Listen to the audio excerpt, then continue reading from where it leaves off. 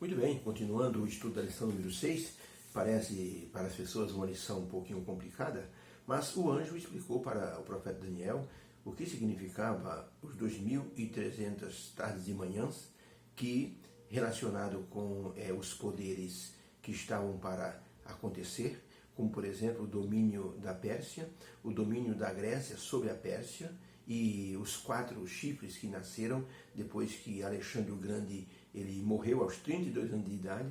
Os 4 generais tomaram o poder. E diz que do meio deles houve então o nascimento de um chifre. Logicamente que a Bíblia, quando fala aqui do meio deles, não está falando dos chifres, está falando dos ventos que simbolizam guerras. Então, esse chifre pequeno representou Roma pagã, ou Roma imperial, que depois, com o passar do tempo, se tornou Roma pagã, ou Roma papal, que afligiu os santos de Deus, perseguindo a igreja. Muito bem, e são detalhes que Daniel estava, assim, escutando do anjo, mas ele estava intrigado com respeito aos 2.300 dias, ou 2.300 tardes de manhã.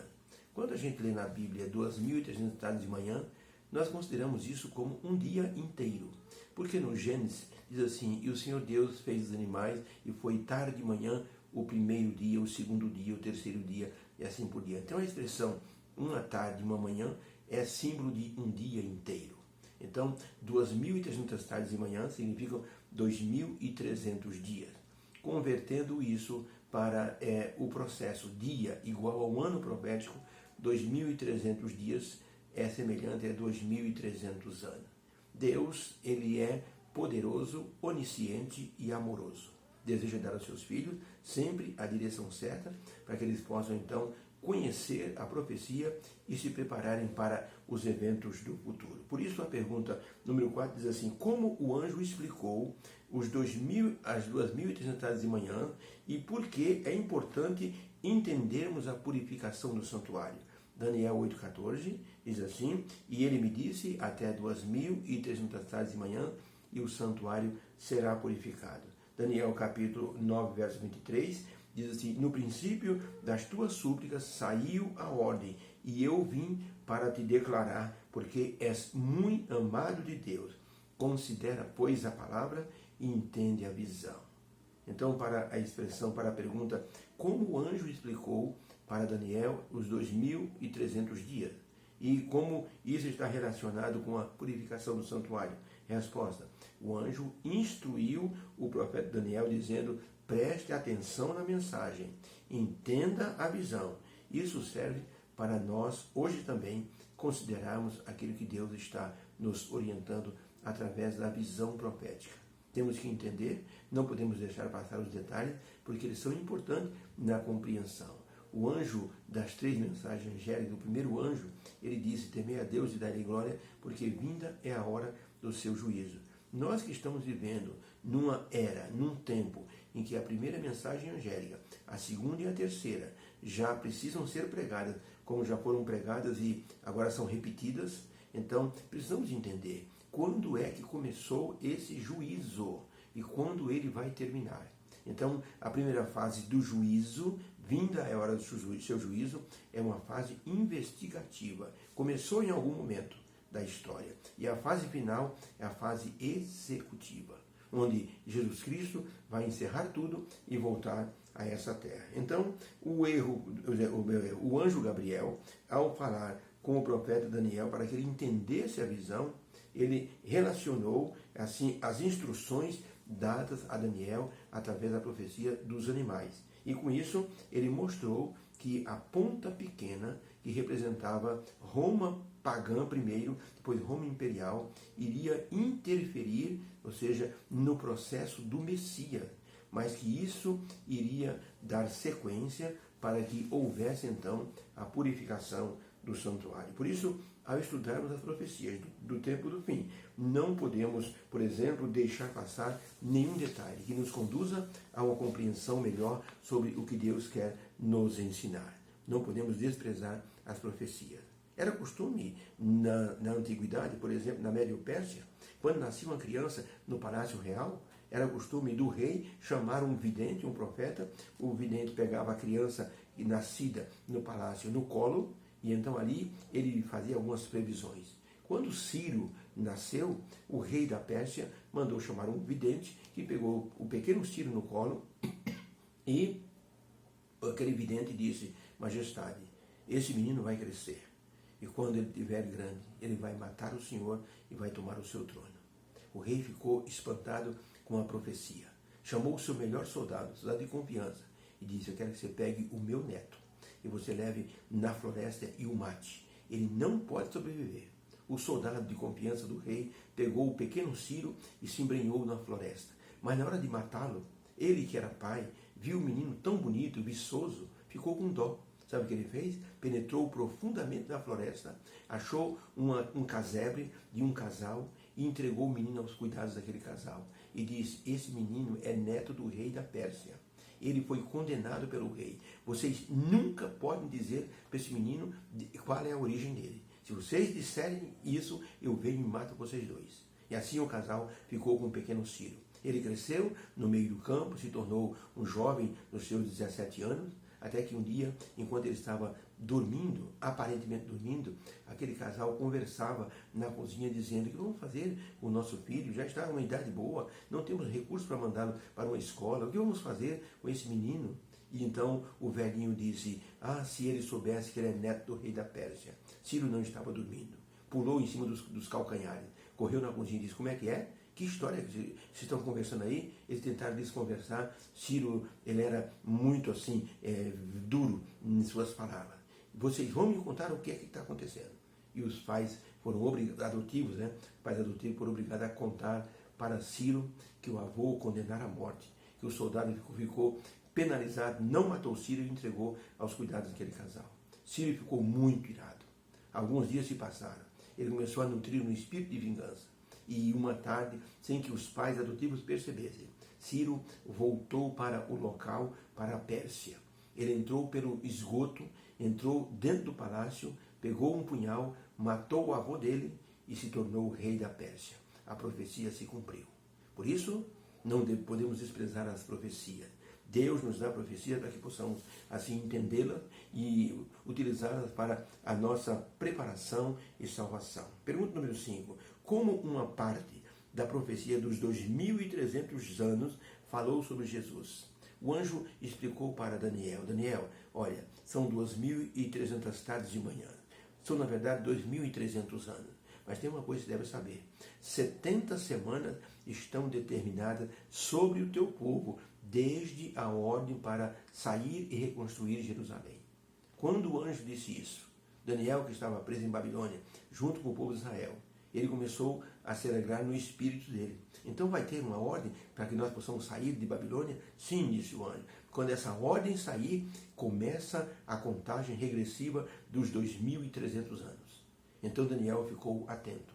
O anjo disse: 70 semanas estão determinadas sobre o seu povo. Então a pergunta é: como uma parte das 2.300 de manhã se refere ao Messias? Vamos ao texto. Daniel capítulo 24 a 27 diz assim: 70 semanas estão determinadas sobre o teu povo e sobre a tua cidade, para cessar a transgressão e para dar fim aos pecados e para expiar a iniquidade e fazer justiça eterna e selar a visão e a profecia e para ungir o Santíssimo. Sabe e entende, desde a saída da ordem para restaurar e para edificar Jerusalém até o Messias, o príncipe, haverá 7 semanas. E 62 semanas, em 62 semanas, as ruas e o muro se reedificarão, mas em tempos angustiosos. E depois das 62 semanas, será cortado o Messias, mas não para si mesmo. E o povo do príncipe que há de vir destruirá a cidade e o santuário, e o seu fim será como uma inundação. E até o fim haverá guerra, e haverá guerras e destruição em suas assolações. E o Messias, firmará aliança com muitos por uma semana, mas na metade da semana fará cessar o sacrifício e a oblação, e sobre as asas das abominações virá o assolador, e isso até a consumação dos séculos. E o que será determinado será derramado sobre o assolador. Quando Daniel ouviu isso, Daniel ficou pensando sobre o que representava os 2.300 anos, sobre as 70 semanas. Então, aqui cabe uma explicação. Dentro da profecia das 2.300 de manhã, a pergunta é: qual o tempo determinado para o Messias? Resposta: a profecia indicava o tempo da vinda do Messias, seu batismo, seu ministério e sua morte. Então, a profecia era bem abrangente e dentro dos planos divinos.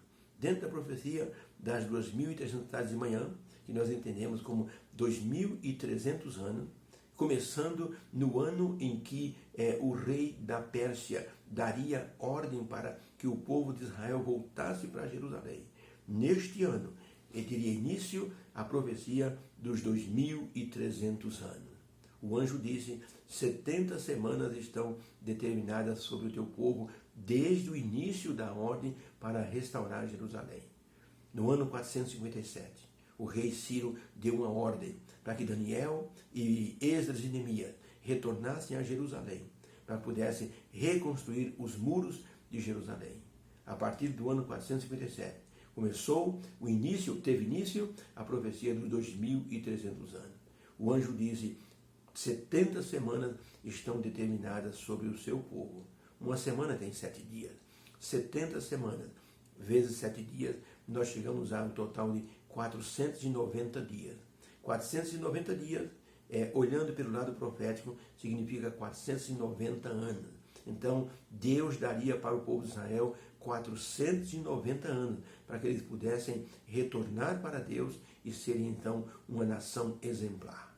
Com isso, disse o anjo, mas no final das 62 semanas, na última semana, na 70ª semana, no meio da semana, o Messias, o ungido, será retirado.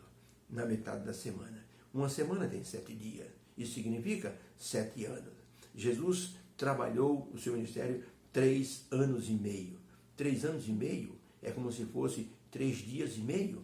Então, na metade da semana, Jesus foi morto. Disse o anjo, e o sacrifício iria cessar. Na hora que Jesus morreu, o véu do santuário, que separava o lugar santo do santíssimo, se rasgou de alto a baixo. E ali, naquele momento, Deus estava dizendo: não é preciso mais matar cordeirinhos, porque o Cordeiro de Deus, que tira o pecado do mundo, está morrendo pelos pecados da humanidade. Ali cessou o sacrifício, conforme dizia a profecia. Temos que entender que Deus é um Deus de amor e Ele quer nos orientar para que nós possamos então entender a profecia e assim nos preparar. Um homem que ia por uma estrada, ia para uma cidade, estava apressado. No meio do caminho, ele viu uma placa à direita, cidade. Ele disse: eu conheço essa região, eu sei que aqui na esquerda, num caminho de terra, eu tenho um atalho que eu ganho pelo menos 60 quilômetros, eu vou por ele. Enfiou o seu bonito carro no meio daquela estrada de terra, mas lá na frente caiu num buraco enorme, produzido pela chuva e pela erosão. Teve que voltar a pé, teve que pegar uma carona, chamar um guincho, retirar o carro do buraco e perdeu todos os seus compromissos, porque ele não prestou atenção na placa, no sinal que orientava qual era a direção que ele deveria seguir. Quando nós seguimos nossas próprias inclinações, nossa própria mentalidade, e não olhamos para aquilo que Deus está nos mostrando na profecia, nós podemos ficar desorientados e podemos perder o rumo para o céu, para a vida eterna. Por isso, essa mensagem dos 3 anjos, a primeira mensagem, temei a Deus e dai-lhe glória, porque vinda é a hora do seu juízo, nos faz olhar para o livro de Daniel, para entendermos quando começou o juízo investigativo, para sabermos quando vai terminar. Deus nos abençoe, que haja uma bênção em cada coração e que a compreensão, logicamente, virá aos poucos e até na quinta-feira nós saberemos certinho como significa, ou o que significa, vinda é a hora do seu juízo. Obrigado, meu Deus, pelas instruções de hoje. Aparentemente, nós ficamos um pouco confusos, mas o Senhor nos orienta, o Senhor abre a nossa visão e nós começamos a entender o seu glorioso amor e indicar para os seus filhos a direção certa. Daniel, o profeta, ficou espantado, mas o anjo veio dizendo para ele que ele tomasse atenção na palavra e entendesse a visão. Também é um recado para nós. Leiamos, que leiamos a palavra e que entendamos a visão. Obrigado por isso, em nome de Jesus. Amém. Beijo no coração. Excelente terça-feira para você. Deus abençoe a todos. Amém.